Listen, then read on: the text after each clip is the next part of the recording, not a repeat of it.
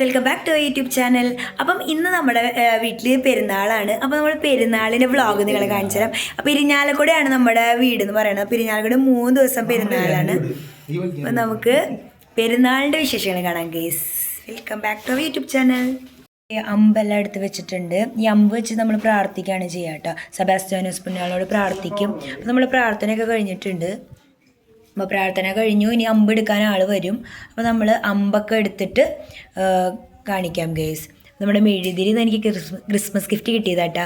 അപ്പോൾ അതൊക്കെ നമ്മൾ വെച്ചിട്ടുണ്ട്. നമ്മൾ പ്രാർത്ഥിച്ച് തൊട്ടുമുത്തി നമ്മൾ പോവാണ്. ഇത് ചേട്ടൻ ഇവിടെ പടക്കമൊക്കെ പിടിച്ചു തുടങ്ങിയിട്ടുണ്ട്.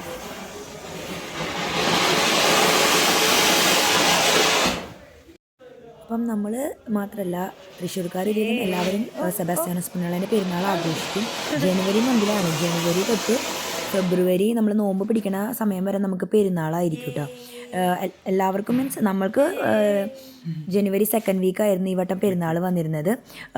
അതുപോലെ തന്നെ അങ്ങനെ എല്ലാ പള്ളികളിലും ഫെബ്രുവരി വരെ സാറ്റർഡേ സൺഡേ മൺഡേ ഇങ്ങനെ പെരുന്നാൾ ആഘോഷിക്കും. ഞങ്ങളുടെ ഇടവകപ്പള്ളി ആയതുകൊണ്ട് രൂപതാ പള്ളി ആയതുകൊണ്ട് ഞങ്ങൾക്ക് 3 ദിവസമാണ് പെരുന്നാൾ. കാരണം 2000-ഓളം കുടുംബങ്ങൾ ഞങ്ങൾക്കുണ്ട്. അതുകൊണ്ട് തന്നെ എല്ലാ വീട്ടിലും പെരുന്നാൾ സമയം എടുക്കുന്നത് കൊണ്ട് നമുക്ക് അത്രയും 3 ദിവസമാണ് പെരുന്നാൾ ആഘോഷിക്കുന്നത്. ചില പള്ളികളിൽ 2 ദിവസം, ചില പള്ളികളിൽ 3 ദിവസം അങ്ങനെ പെരുന്നാൾ ആഘോഷിക്കുന്നത് കേട്ടോ. അപ്പം മെയിനായിട്ട് ഇതിൻ്റെ സംഭവം എന്ന് പറയുന്നത് അമ്പെടുക്കലാണ്. വീട്ടിൽ കുടയും അമ്പും കൊണ്ടുവയ്ക്കും. എന്നിട്ട് നമ്മളെല്ലാവരും അമ്പെടുത്ത് വീട്ടിൽ കയറ്റും. ഈ അമ്പെടുക്കുന്നതിൻ്റെ പ്രധാന ഉദ്ദേശം എന്ന് പറയുന്നത് പണ്ട് നമ്മുടെ നാട്ടിൽ വസൂരി എന്ന് പറഞ്ഞൊരു മാറാരോഗം വന്നിട്ടുണ്ടായിരുന്നു.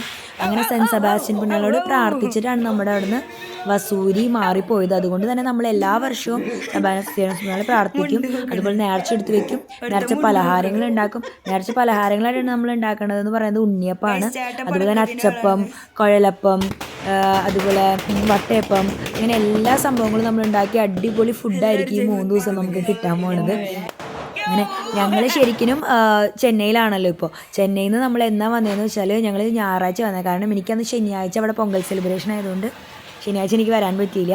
പിന്നെ ഞായറാഴ്ച തൊട്ട് പിന്നെ ഒരാഴ്ച ഞാൻ ഉണ്ടായിരുന്നു. കാരണം എനിക്ക് ഹോളിഡേ ആയിരുന്നു. ഞാൻ സ്കൂളിലാണ് വർക്ക് ചെയ്യുന്നത്. അപ്പോൾ എനിക്ക് ഹോളിഡേ ആയിരുന്നു. അതുകൊണ്ട് എനിക്ക് കുറേ ദിവസം ഇവിടെ നിൽക്കാൻ പറ്റി. പിന്നെ അതുപോലെ തന്നെ ഞായറാഴ്ച വന്നു കഴിഞ്ഞാൽ ശനിയാഴ്ച ഒരു ദിവസം ഫുൾ അമ്പെടുത്ത് വയ്ക്കലായിരിക്കും. ഞായറാഴ്ച പ്രദക്ഷിണം, അതുപോലെ തന്നെ തിങ്കളാഴ്ച വീണ്ടും അമ്പെടുത്ത് വയ്ക്കൽ. ഇങ്ങനെ 3 ദിവസമായിട്ടാണ് പെരുന്നാൾ നടക്കുക. അപ്പോൾ അതിൽ മെയിനായിട്ട് എല്ലാവരുടെ വീട്ടിലും ലൈറ്റ് ഇട്ടിട്ടുണ്ടാവും. ഫുള്ള് ലൈറ്റ് നമ്മുടെ ലൈറ്റ് ഇട്ടിട്ടുണ്ടാവും. അതുപോലെ തന്നെ പിണ്ടി, വാഴയിൽ വാഴ വെട്ടി നമ്മൾ വാഴപ്പിണ്ടി കുത്തും. അതുപോലെ തന്നെ അതുപോലെ നമ്മൾ ഡിഫറെൻറ്റ് വെറൈറ്റി കൊടികൾ അതിൽ അലങ്കരിച്ചിട്ടുണ്ടാവും വാഴപ്പിണ്ടി. നമ്മൾ സാധാ കൊടിയാണ് ഉണ്ടാക്കിയത്. അങ്ങനെ ആർഭാടൊന്നുമില്ല. കാരണം ഇവിടെ ഞങ്ങളൊക്കെ ആർക്കും വരാൻ നേരം ഉണ്ടായിരുന്നില്ല. അതുകൊണ്ട് തന്നെ എല്ലാവരും ബിസിയായിരുന്നു. ആർക്കും ഇങ്ങനെ വരാനൊന്നും പറ്റിയിട്ടുണ്ടായിരുന്നില്ല. എല്ലാവരും അവരുടെ തിരക്കിലായിരുന്നു. മുന്നൊക്കെ നമ്മൾ കുറേ വെറൈറ്റി ആയിട്ടൊക്കെ ഉണ്ടാക്കുമായിരുന്നു. ഇപ്പം നമ്മൾ അങ്ങനെയൊന്നും ഉണ്ടാക്കാറില്ല. പിന്നെ അതുപോലെ തന്നെ വേറൊരു സംഭവം എന്നുള്ളത് പലരും ഇതൊരു മത്സരമായിട്ട് തന്നെ എടുക്കുന്നുണ്ട് കേട്ടോ. ഞങ്ങളിവിടെ പിണ്ടി മത്സരമുണ്ട്. ഏറ്റവും വലിയ ഹൈറ്റുള്ള പിണ്ടിക്ക് ഫസ്റ്റ് പ്രൈസ് ഉണ്ട്, സെക്കൻഡ് പ്രൈസ്, തേർഡ് പ്രൈസ് വരെ ഉണ്ട്. അതുപോലെ തന്നെ പിണ്ടി അലങ്കാര മത്സരം ഉണ്ട്. ഏറ്റവും നന്നായിട്ട് ഡെക്കറേറ്റ് ചെയ്യണ പിണ്ടിക്ക് സമ്മാനമുണ്ട്. അങ്ങനെ ഓരോരോ വെറൈറ്റി സമ്മാനങ്ങളും വെറൈറ്റി മത്സരങ്ങളുണ്ട്. ഈ വട്ടാദ്യമായിട്ട് ഞങ്ങളുടെ പള്ളിയിൽ ബാൻഡ് മത്സരം ഉണ്ടായിരുന്നു. ബാൻഡ് സെറ്റ് വായിക്കാനുള്ള മത്സരം ഉണ്ടായിരുന്നു കേട്ടോ.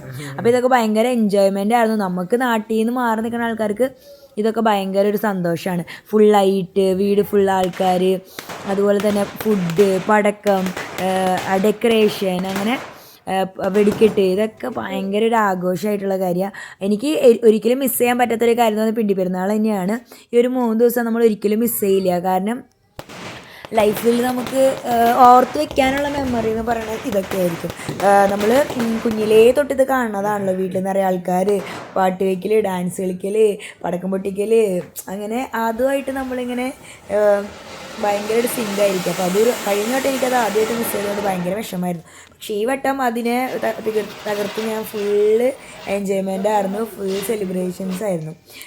ഫുൾ പള്ളിയിൽ പോയി, ഫുൾ വെടിക്കെട്ട് കണ്ട്, ലൈറ്റ് കണ്ട്, നേർച്ചെടുത്ത് വെച്ച് അവിടെ പോയി ബജ്ജി കഴിച്ച്, അങ്ങനെ ഭയങ്കര സന്തോഷമായിരുന്നു.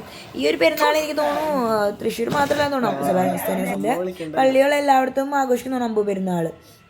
ഇതുകൊണ്ട് തൃശ്ശൂർ കുറച്ചുകൂടി കൂടുതലായിട്ട് ആഘോഷിക്കാൻ തോന്നുന്നത്. എനിക്ക് അതിനെപ്പറ്റി വലിയ ധാരണയില്ല. അങ്ങനെ നമ്മൾ ഇവിടെ ചേട്ടന് തകൃതിയായിട്ട് ഗുണ്ടും പടക്കം ഇങ്ങനെ പിടിച്ചിട്ടുണ്ട്. കാരണം അമ്പ് വരുന്നുണ്ട്. അമ്പ് വരാമെന്ന് വെച്ചാൽ ആദ്യം ഒരു സ്ഥലത്തു നിന്ന് അത് സ്റ്റാർട്ട് ചെയ്യും. അമ്പ് സ്റ്റാർട്ട് ചെയ്തിട്ട് അത് നമ്മുടെ വീട്ടിലേക്ക് കുറേ ആളുകൾ പടക്കവും ഒക്കെ കുറേ ആളുകൾ വരും നമ്മുടെ വീട്ടിലേക്ക്. എങ്ങനെയാണെന്ന് വെച്ചാൽ കൊടയൊക്കെ പിടിച്ച് അതുപോലെ തന്നെ അവരെ വീട്ടിൽ അമ്പൊക്കെ പിടിച്ച് നമ്മുടെ വീട്ടിലേക്ക് വരും.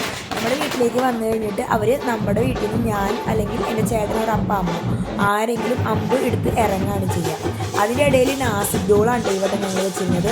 സാധാരണ ശിങ്കാരിമേളാണ് സാധാരണ എല്ലാ ബാനിനും ഉണ്ടാവുക, എല്ലാ അമ്പിനും ഉണ്ടാവുക. ഞങ്ങൾ വെച്ചത് നാസിക് ഡോളായിരുന്നു. എന്താണ് മറ്റേ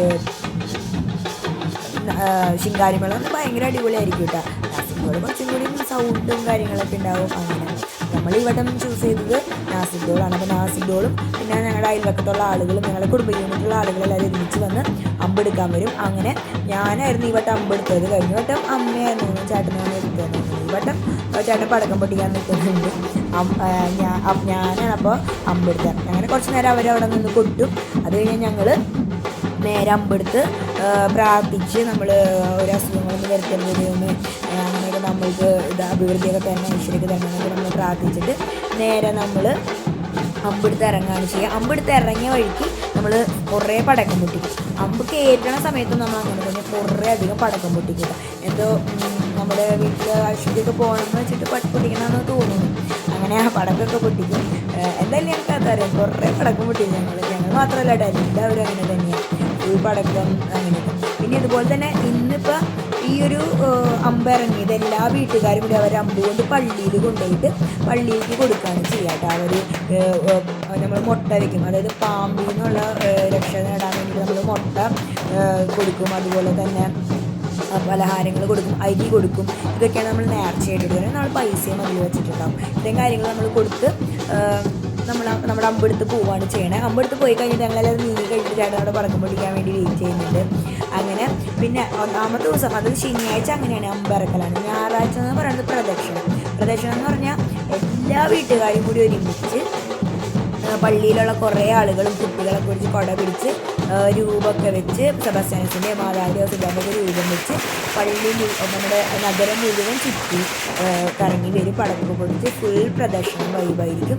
അങ്ങനെ ഫുൾ പ്രദക്ഷിണമൊക്കെ കഴിഞ്ഞിട്ട് നമ്മൾ നേരെ എന്നിട്ടാണ് ആശീർവാദമൊക്കെ കഴിഞ്ഞ് വീണ്ടും വെടിക്കെട്ടുണ്ടാവും. അപ്പോൾ ഞങ്ങൾക്ക് ഇവിടെ ഞായറാഴ്ച ഇത്തിരി കാണാൻ പറ്റിയിട്ടുണ്ടായിരുന്നില്ല, ഇത്തിരി മിസ്സായിട്ടുണ്ടായിരുന്നു. എൻ്റെ ഹസ്ബൻഡ് ഇതേ സമയത്തായിരുന്നു, ഇതേ ദിവസമായിരുന്നു പെരുന്നാൾ. അതുകൊണ്ട് ഞാൻ അവിടെയായിരുന്നു ഒരു ദിവസം ഉണ്ടായിരുന്നു. ഒരു ദിവസമാണ് എൻ്റെ വീട്ടിലുണ്ടായിരുന്നത്. അങ്ങനെ എല്ലാ വീട്ടിലും ഫുള്ള് ഇത് ഞങ്ങൾ തൊട്ടപ്പുറത്തുള്ള വീട്ടിലൊക്കെ ഉണ്ടായിരുന്നു രാജേന്ദ്രൻ്റെ വീട്. അപ്പോൾ രാജേന്ദ്രൻ്റെ വീട്ടിലും അമ്പൊക്കെ എടുത്തു. അങ്ങനെ അവിടെ കുറച്ച് ആൾക്കാരൊക്കെ ഉണ്ടായിരുന്നു, അവരുടെ റിലേറ്റീവ്സൊക്കെ. അങ്ങനെ അവർ വീട്ടിൻ്റെ ഫ്രണ്ടിൽ നിന്ന് കുറച്ച് നേരം കൊട്ടി. അത് കഴിഞ്ഞിട്ട് നേരെ അമ്പെടുത്ത് അവരും ഇറങ്ങി. പിന്നെ അവിടെ എല്ലാ വീടുകളും കഴിഞ്ഞൊരു 4 വീടുകളാണ് ഉണ്ടായിരുന്നത് ടോട്ടലായിട്ട്. ആ 4 വീടുകളിലെയും എടുത്ത് നമ്മൾ നേരെ കയറ്റത്തെ വീട്ടിലേക്ക് പോയി. അങ്ങനെ കയറ്റത്ത് കുറച്ച് വീടുകളുണ്ടായിരുന്നു, കുറച്ച് 3-4-5 വീടുകളുണ്ടായിരുന്നു. ആ വീടുകളും പിന്നെ കുറച്ച് വീണ്ടും ഒരു സ്ഥലത്ത് ഇറക്കത്തേക്ക് പോയിട്ട് ഒരു 2-3 വീടുകൾ കഴിഞ്ഞ് നേരെ നമ്മൾ ഇത് കൊണ്ടുപോയിട്ട് ഞങ്ങളുടെ സാന്ത്വന സ്ഥലം എന്ന് പറഞ്ഞിട്ടൊരു ചെറിയ പള്ളിയുണ്ട്. ആ പള്ളിക്കാണ് ഞങ്ങൾ കയറുന്നത്. ഞങ്ങളുടെ മെയിൻ പള്ളിക്ക് പോയില്ല, കാരണം നല്ല ദൂരമുള്ള ആരും അങ്ങനെ പോകാറില്ലായിരുന്നു. അപ്പം ഞങ്ങൾ ആ പള്ളിയിൽ കൊണ്ടുപോയിട്ട് അവിടെയൊക്കെ പടക്കം പൊട്ടിച്ച് അങ്ങനെ അവസാനിപ്പിക്കുകയാണ് ഈ വട്ടം ചെയ്തത്. ഭയങ്കര രസമായിരുന്നു കേട്ടോ. അപ്പം നാസിക് ഡോൾ ചെക്കന്മാർ ഫുള്ള് വൈബായിട്ട് കൊട്ടുന്നുണ്ടായിരുന്നു.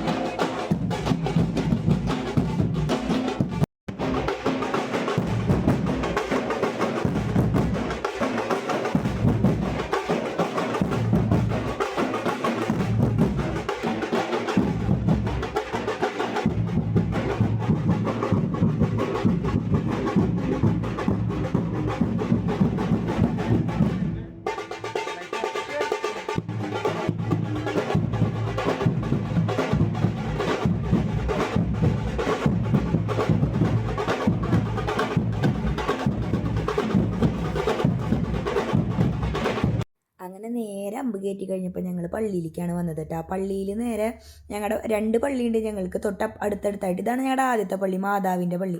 മാതാവിൻ്റെ പള്ളിയിലെ ലൈറ്റൊക്കെ കണ്ട് നേരെ ഞങ്ങൾ ഞങ്ങളുടെ മെയിൻ പള്ളിക്ക് പോയി. അപ്പം അത് സെൻറ്റ് തോമസ് ചർച്ചിലേക്ക് പോയി. അപ്പോൾ അവിടെ വഴിയിൽ തന്നെ ഫുൾ ലൈറ്റാണ്. പിന്നെ പള്ളിയിലേക്ക് കയറി വരുന്ന ഒരു ആർച്ചുണ്ട്.